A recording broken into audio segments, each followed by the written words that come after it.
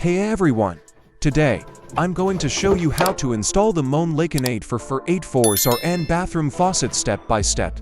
If your old faucet is leaking or outdated, this video will make installation quick and easy even if you're a beginner. Let's dive in.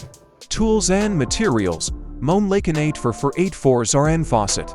Supply lines, plumber's tape, an adjustable wrench, a basin wrench. Step 1. Turn off water supply. First things first, turn off the water supply under your sink. Open the faucet to release any leftover water and prevent a mess. Step 2. Remove old faucet. Next, remove your old faucet. Loosen the mounting nuts using a basin wrench if space is tight. Take out the old faucet and clean the sink surface to ensure a smooth installation for the new Moen Laken faucet. Step 3. Install faucet base. Place your new Moen Laken faucet onto the sink.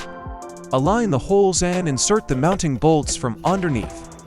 Hand tighten the nuts first, then secure with a wrench. Be careful not to over-tighten, or you could damage the sink.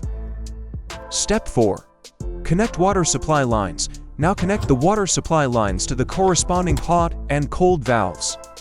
Apply a little plumber's tape to the threads for a leak-free connection. Tighten with your wrench again. Don't over-tighten. Step 5. Test the faucet. Turn the water supply back on and test your faucet. Make sure both hot and cold water work properly. Check under the sink for any leaks and tighten connections if needed. Finally, a brand new Moen Laken 84484SRN faucet installed perfectly. If you found this video helpful, hit that like button, subscribe, and ring the bell for more DIY plumbing tutorials.